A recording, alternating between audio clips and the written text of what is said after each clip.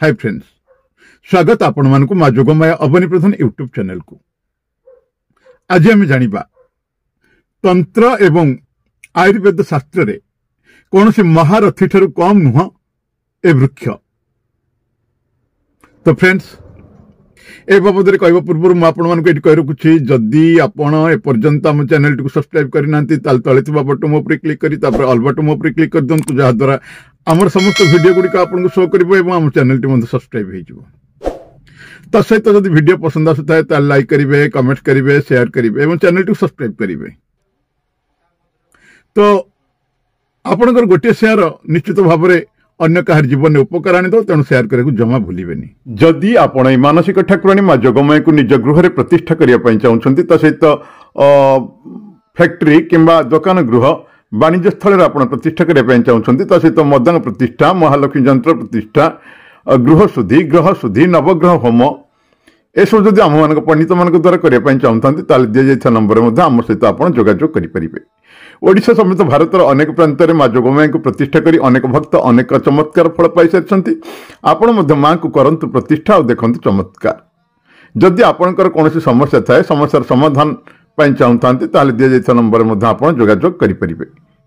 तो फ्रेंड्स, आसतु जानिबा तंत्र और आयुर्वेद शास्त्र उपरे कौन से महारथी ठारू कम नुह ए गछ सहदेवी। आज्ञा हाँ, सहदेवी गछ तंत्र एवं आयुर्वेद शास्त्र उपरे कौन से महारथी ठारू कम नुह। यार उल्लेख अथर्व वेदरे मध्य अछि। यह समस्त समस्या रे राम बाण भली काम करिथाय। घास श्रेणी रे गणा जाउथिबा ए गछ तांत्रिक आउ आयुर्वेद ए उपरे सर्वश्रेष्ठ मान्यता दिया जाइछे गछ को। एथिपय याकु देवी पद दिया जाइछे। ए गछ सर्वत्र मिलिथाय, किंतु यार गुण काहार को जणा नहीं। यह बाली आ अधिक माटी स्थान रे उत्पत्ति होता है। ताले आसंतु फ्रेंड्स जानिबा ए गछ आपन जीवन में केमती आ किपरि उपकार आसिबो। आज्ञा हाँ, पतला झाड़ा भोगुथिबा रोगी सहदेवी गछ को 7 टुकड़ा करी एक लाल सूतारे अंटारे बांधि नियंतु। देखिबे अति शीघ्र अतिसार रोग ठीक हो। धन वृद्धि सहदेवी गछ को अभिमंत्रित करी एक लाल वस्त्र गुड़ाई ट्रेजरी किंबा व्यवसाय स्थान रखंतु बा जोठी आपण धन रखुछंती सेठी रखंतु। देखिबे धीरे धीरे धनर वृद्धि होता है। घर मंदिर स्थापित करी एही वृक्ष को पूजा कले, नित्य पूजा कले घरे शांति लगी रही है। रोषेई घर भंडार शुद्ध जगह रखिले अन्न परिपूर्ण रहे। जदि आपणकर कार्य अनिच्छा रोचे, कौन काम आपणकर मन लगुनि, ताहले सहदेवी गछ को पुष्य नक्षत्र अभिमंत्रित करी निज पाखरे रखिले कार्य करिबा पई आपणकर मन लागि थाए। जदि कौन पिला कंठमाला रोग रे पीड़ित थांती ताहले सहदेवी गछ को अभिमंत्रित करी गलारे धारण कले रोग संपूर्ण रूपे ठीक हो जाए। जदि घरे कौन प्रकार वास्तु दोष अच्छी, वास्तु समस्या अच्छी, ताहले जो कारण रूपे आपणकर घर उन्नति हो पारुनी, आपण घर किसी डेभलप हो पारुनी, तबे आपण कौन करिवे ना, तबे घर पूर्व किंबा उत्तर पाखरे एक सहदेवी गछ को आपण लगांतु एवं नियमित रूप से धूप दीप दियंतु एवं जल प्रदान करंतु। देखिबे आपणकर वास्तु दोष नष्ट हो जिवो, घरर वास्तु दोष निश्चित नष्ट हो जिवो, घरे धन संपदर समृद्धि हबो एवं घरे हस खुशीर जुआर आसिबो। जदि कौन स्त्री लोकर संतान प्राप्ति हो न थाए, तबे सहदेवीर समुदाय गछ को नहीं आसिबे, ताकू सुखाई चूर्ण करनेबे एवं एही चूर्ण को गाई घी साथी मासिक धर्म 5 दिन पूर्व सेवन करंतु। मासिक धर्म 5 दिन बीतवा पर्यंत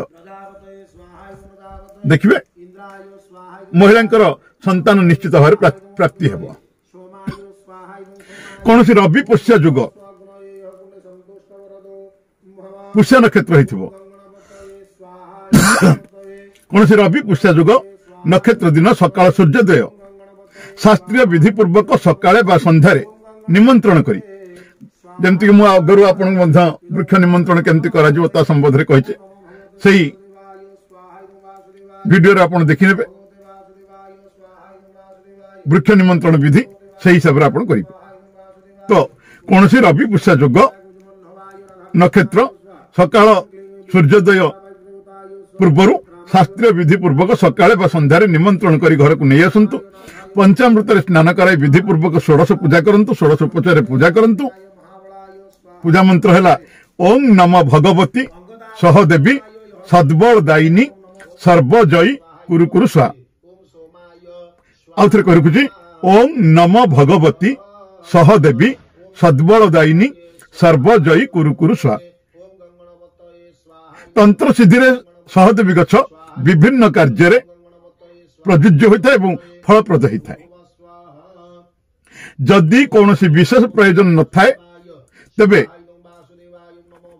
उपरोक्त विधि जमती कहली जो पूजा विधि कहली ओं नम सहदेवी सद्बलदायिनी सर्वजयी कुरुकुरु स्वा यही तंत्र सिद्धि कौन करेंगे ना से पूजित गछ को नहीं आसवे तार सरस शुद्ध केसर शुद्ध गोरचना मिसाई गोली करी सुरक्षित रखंतु। जदि कौन आवश्यक पड़ी थाए तेबे ताकू गंगा जल एवं ता सहित चंदन पेड़ी आपन कौन करेंगे गंगा जल मिसाइबे गंगा जल चंदन पेड़ी घसी तार तिलक आपन लगांतु। ए चमत्कार प्रभाव सबुठारे विजय आनी थाए।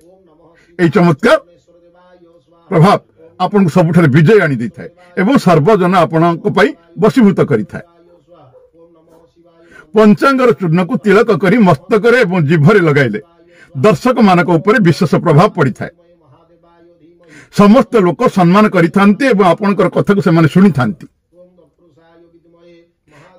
एही गछर रसर अंजन नेले जदि एही गछर रसर अंजन आपण आखिरे नौछंती ताहले दृष्टि शक्ति रे मोहक प्रभाव सृष्टि होई थाए। तुलसी मंजीर चूर्ण को सहदेवी रसरे पेशी तिलक भाव में मस्तक धारण कले ताकू देखिबा लोक मोहित होइथांती। अपमार्ग भांगरा लाजा धान फूल एवं सहदेवी ए समस्त को पेशी तार तिलक घेनिले व्यक्ति तीन लोकं को मोहित करिथांती अर्थात सर्वजन को मोहित करिथांती। मोहित करिबा पई ओं नम भगवते रुद्राय सर्व जगमोहन कुरुकुरु स्वाहा। आउथरे करुछि ओं नम भगवते रुद्राय सर्व जगन्मोहन कुरुकुरु स्वाहा अथवा ओं नम भगवते कामदेवाय यस्य यस्य दृश्य भवामि यस्य यस्य मम मुख पश्यति तं तं मोहयतु स्वाहा। आउथरे करुछि ओं नम भगवते रुद्राय सर्व जगन्मोहन कुरुकुरु स्वाहा अथवा ओं नम भगवते कामदेवाय यस्य यस्य दृश्य भवामि यस्य यस्य मम मुख पश्चाति तं तं मोहयतु स्वाहा। एही मंत्र को 10,000 बार जप करिले मंत्र सिद्ध होता है। वशीकरण प्रयोग रे हम केमती काम करथे सहदेवी गछ को छाया सुखाई चूर्ण करनियंतु एवं एही चूर्ण को जदि आपण काहाकू पान रे खाइबा को दउछंती से लोक आपणकर वशीकरण होता है।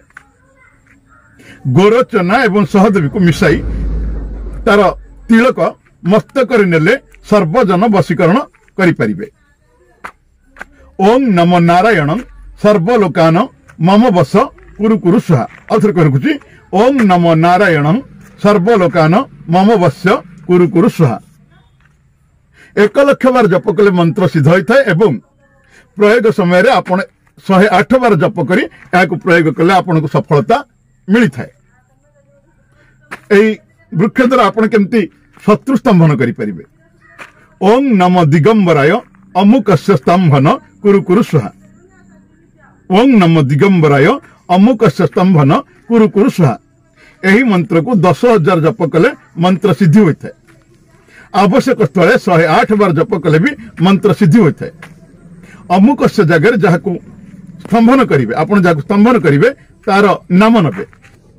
अपमार्ग एवं सहदेवी मूल को लुहा पात्र पेशी तार चिता नेले चिता नेबे मस्तक चिता नेबे जी देखिबो सी आपणकर स्तंभन हबो। भांगरा चिरचिटा सोरिष चिरचिटा कोटा आपणकर जोटा कहते अपमार्ग सोरिष सहदेवी कांकोड़ी बच्च और श्वेतार्क ए सब को समान मात्रा नहीं कुटी तार सत्व बाहर करंतु पुणी कौन से लुहा पात्र रखी 3 दिन पर्यंत ताको घोटंतु तार जदि आपण तापर ताको गोली कर दियंतु तार तिलक आपण मथार जदि नहीं आपण शत्रु पाखक जाउछंती ताले शत्रु बुद्धि हजि जाई थाए। अग्निस्तंभन सहदेवी घृत कुमारी एवं अर्करस ए समस्त को मिलाई हाथ में मालिश कर जदि आपण अग्नि को छुंचंती ताले आपण का हाथ कौन प्रकार किसी क्षति हुएनी यह तंत्र ग्रंथ रे वर्णित अछि। एहार मूल को बाहुरे बांधिले विभिन्न प्रकार रोग समूले नष्ट होता है। सहदेवीर गछ को सुखाई निद आसुनथिबा व्यक्तिर तकिया तले रखिले भल निद होता है। नचेत से घरे आपण मध्य रखि पारंती निद आसुनथिबा रोगी को निश्चित भाव में भल उत्तम निद्रा होता है। ज्वर होउथिले शिशु की भी आपण देई पारंती। एहार 1 रु 3 ग्राम पंचांगर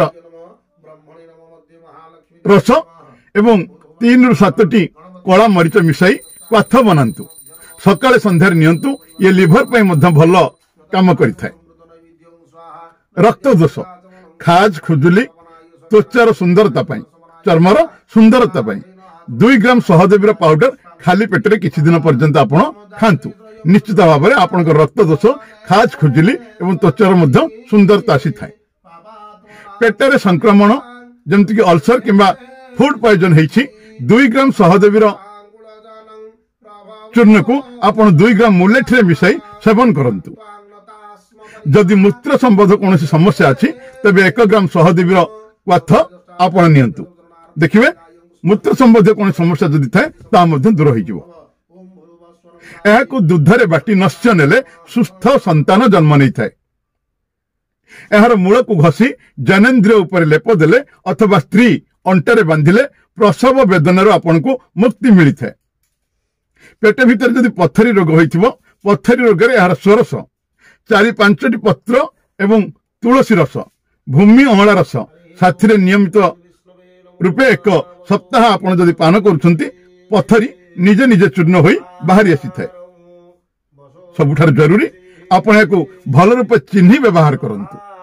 तो फ्रेंड्स आज तो आपण जानिले तंत्र शास्त्र किंबा आयुर्वेद शास्त्र रे सहदेवी कौन सी महारथी ठर मध्य कम नुहे।